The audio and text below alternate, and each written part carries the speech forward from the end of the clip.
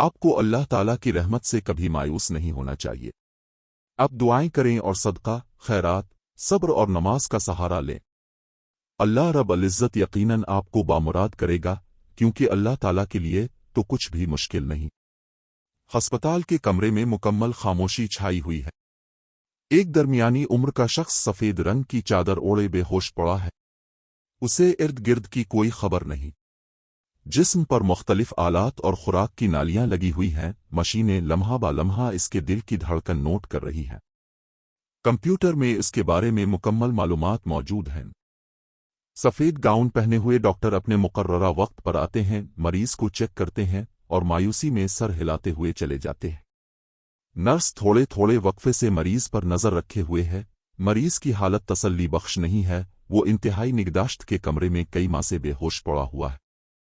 ہر روز بلا ناغہ ایک عورت اپنے 14 سالہ بیٹے کے ساتھ اس مریض کے کمرے میں داخل ہوتی ہے۔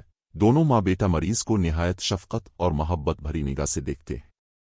اس کے کپڑے تبدیل کرتے ہیں، بیڈ کی سلوٹیں درست کرتے ہیں، پھر ٹکا ٹکی لگا کر دیکھتے رہتے ہیں۔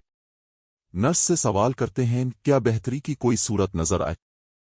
نرس شانے اچکا کر مایوسی سے سر ہلا دیتی ہے۔ مہینوں سے یہ سلسلہ جاری ہے۔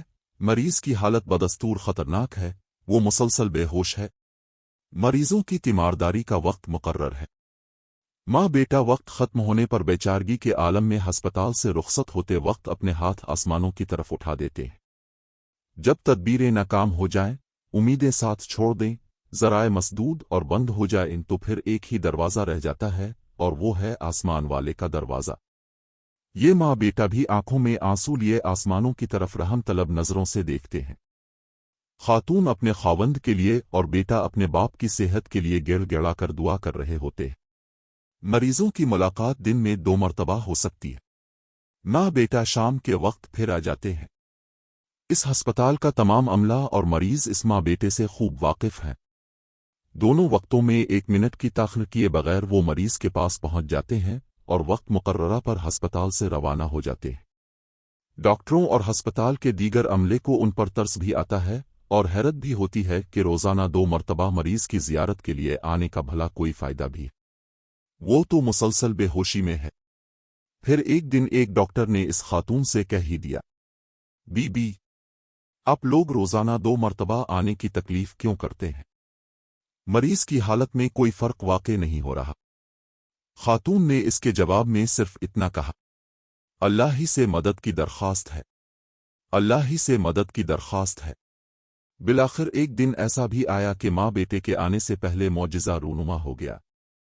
ہوا یہ کہ کئی ماہ سے بستر پر بغیر کسی حرکت کے پڑا ہوا مریض کروٹیں بدلنے لگا۔ اس نے اپنی آنکھیں کھولیں، آکسیجن ماسک کو پرے ہٹایا اور نرس کو آواز دی۔ نرس نے دیکھا تو اس پر حیرت و استعجاب کی کیفیت طاری ہو گئی۔ اسے یقین نہ آیا، وہ بھاگتی ہوئی آئی۔ مریض نے اسے تمام نالیاں ہٹانے کا اشارہ کیا۔ اس نے کہا کہ ڈاکٹر ہی یہ مشینیں ہٹا سکتا ہے۔ اس نے ڈاکٹر کو فوری طور پر بلایا تو وہ بے یقینی کے عالم میں بھاگتا ہوا آیا۔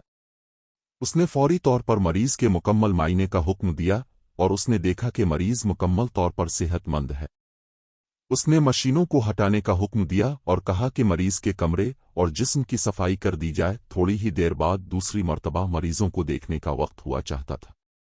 وقت مقررہ پر ماں بیٹا کمرے میں داخل ہوئے تو ان کی آنکھوں میں خوشی کے آنسو تھے۔ وہ بے یقینی کی کیفیت میں تھے۔ اللہ کی حمد اور ثنا اور اس کی تعریف اور شکر کے کلمات ان کی زبانوں پر تھے۔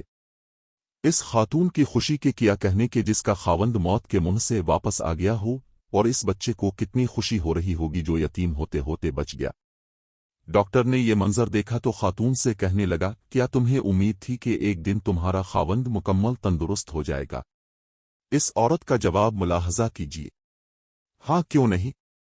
مجھے اس بات کا مکمل یقین تھا کہ ایک دن میں اپنے خاوند کو دیکھنے آؤں گی تو وہ بالکل صحیح حالت میں بیٹھا میرا انتظار کر رہا ہوگا۔ ڈاکٹر نے اگلا سوال داغ دیا، اب کہ خاوند کو شفا تو ہو گئی ہے، لیکن میں سچ کہتا ہوں کہ اس میں ہسپتال ڈاکٹروں کا کوئی کمال نہیں ہے۔ میڈیکل میں کچھ حدود ہیں۔ ہم مریض کا علاج کرتے ہیں اور اپنے علم کی حد تک تمام صلاحیتیں بروئے کار لاتے ہیں۔ محترم خاتون، آپ روزانہ 2 مرتبہ ہسپتال آتی رہی ہیں، میں آپ کو قسم دے کر پوچھتا ہوں کہ آپ کے معمولات کیا تھے، اب اس دوران کیا کرتی رہیں؟ اس خاتون نے جواب دیا، ڈاکٹر صاحب، آپ نے چونکہ مجھے اللہ کی قسم دے کر پوچھا ہے تو میں آپ کو سچ سچ بتائے دیتی ہوں، میں پہلی مرتبہ جب آتی تو اس بات کا اطمینان حاصل کرتی کہ میرا خاوند اپنی حالت پر، اس کی صحت مزید خراب نہیں ہوئی، میں اس کے لیے دعائیں کرتی واپس جاتی اور پھر میں اور میرا بیٹا فقراء اور مساکین کے محلے میں چلے جاتے، ہم محتاجوں میں صدقہ اور خیرات تقسیم کرتے اور ان سے دعائیں کرواتے۔ آج اللہ تعالیٰ نے میرے صبر اور دعا کا مجھے صلہ عطا کر دیا ہے، میرا خاوند مجھے واپس مل گیا ہے۔ قارئین کرام، اس واقعے کو لکھنے اور بیان کرنے کا مقصد یہ ہے کہ اللہ کی رحمت سے کبھی مایوس نہیں ہونا چاہیے۔ اب صدقہ، خیرات، صبر اور نماز کا سہارا لے، اللہ رب العزت یقیناً آپ کو بامراد کرے گا۔